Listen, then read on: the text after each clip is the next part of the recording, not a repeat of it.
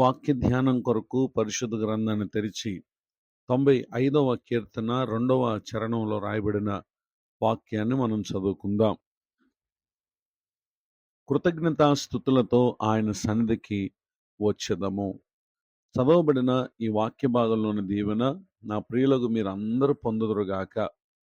మన ప్రభువారు మన జీవిత దినాల్లో అనేక ఆశ్చర్య కార్యములు, మహోపకారములు ఆయన జరిగించుచు ఉండుటను బట్టి నేటి వరకు మనం ఈ విధముగా సజీవులుగా ఉన్నాము అనేటటువంటి విషయాన్ని తెలియచేయడానికి సంతోషిస్తున్నాను.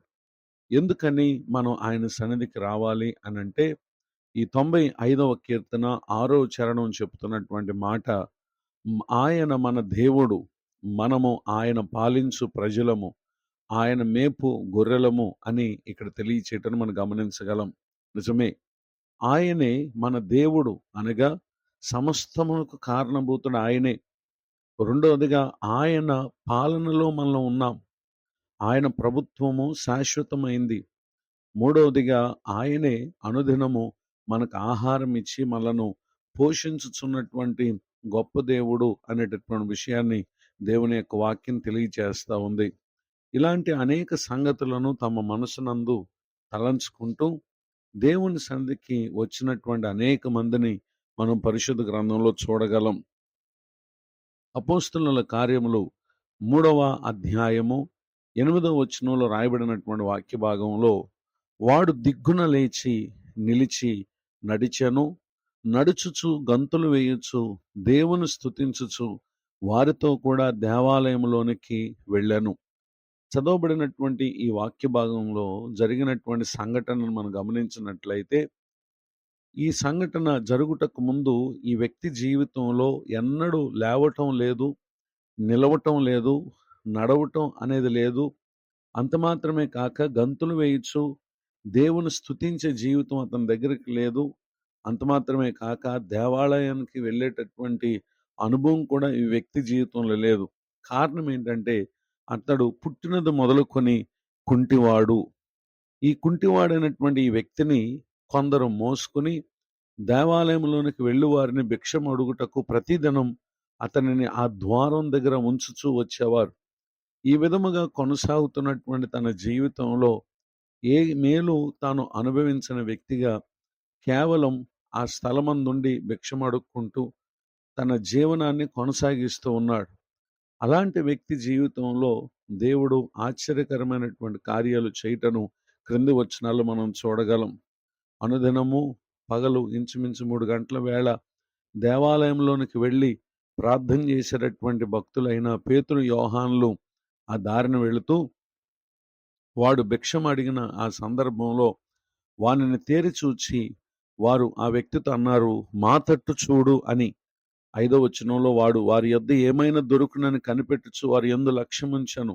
6వ వచనంలో, అంతట పేతురు, వెండి బంగారములు నా యొద్ద లేవు గాని నా కలిగినదే నీకు ఇచ్చుచున్నాను, నజరేయుడైన యేసుక్రీస్తు నామమున నడువమని చెప్పి వాని కుడి చేయి పట్టుకుని లేవనెత్తను. వెంటనే వాని పాదములను చీలమండలమును బలము పొందెను.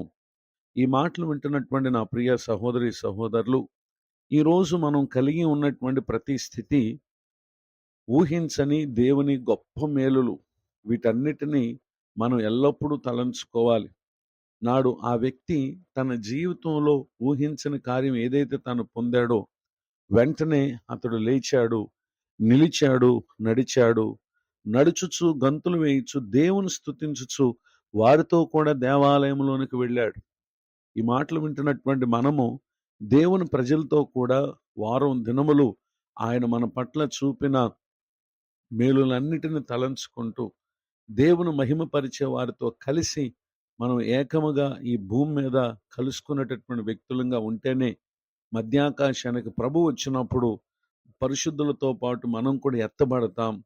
దేవుని రాజ్యానికి చేరే వారందరితో కూడా యుగయుగాలు ప్రభువుతో కూడా ఆనందిస్తాం. ఇక్కడ మనం చేయవలసినటువంటి వాటిని మనం అశ్రద్ధ చేస్తే రేపు మనం పొందవలసినటువంటి వాటిని మనం పోగొట్టుకుంటాం గనుక ఈ దినం ప్రభు అంటున్నారు, కృతజ్ఞతాస్తుతులతో ఆయన సన్నిధికి వచ్చేదము అని. ఆ విధమైనటువంటి ఆత్మ నడిపింపుతో ప్రభు సన్నిధికి వచ్చి ఆయనకు కృతజ్ఞతాస్థుతులు చెల్లించి ఆయనను గూర్చిన కీర్తనలు పాడి ఆయన పేరట సంతోషగానం చేసి ఆయన మునుపు మన జీవిత దినాల్లో చేసిన కార్యాలను బట్టి కృతజ్ఞతలు చెల్లించి రాబోతున్నటువంటి కాలంలో ఆయన మనతో కూడా ఉండి మనల్ని నడిపించబోతున్నటువంటి ఆయన గొప్ప సహాయమును నిరీక్షిస్తూ విశ్వాసమందు బలపరచబడుతూ మన జీవితం ద్వారా అనేకులు ప్రభును మహిమపరిచే వారిగా, ప్రభు అనుగ్రహించే రక్షణ పొందేవారిగా అట్టి సాక్ష్య జీవితాన్ని కలిగి ఉండటానికి పరిశుద్ధాత్మ దేవుడు మనకు తోడే నడిపించునుగాక. ఆమెన్. ప్రార్థన. కృపగలిగిన మా తండ్రి, మీ కొందనాలు.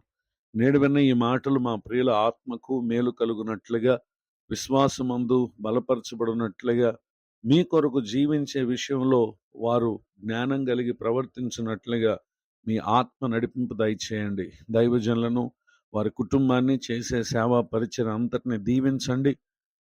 మరి యొక్క నూతన సంవత్సర దయాకిరీటని దినం పొందినటువంటి మా ప్రియులను మీరు బలపరచండి. కృంగిన వారిని, నిస్సహాయ స్థితిలో ఉన్న వారిని, అనాథలను, విధురాండ్రను, దిక్కులేని వారిని, వృద్ధాప్యమందున్న వారిని జ్ఞాపకం చేసుకునండి. వారి ప్రతి పరిస్థితి తెలిసినటువంటి మీరు ఆశ్చర్యకరమైన సహాయం వారికి దయచేయండి. ఘనత, మహిమ, ప్రభువులు మీకు ఆరోపిస్తూ యేసుక్రీస్తు నామములో ప్రార్థిస్తున్నాను తండ్రి. ఆమేన్. తండ్రి, కుమార, పరిశుద్ధాత్మ దేవుడితోడు నడిపించునుగాక.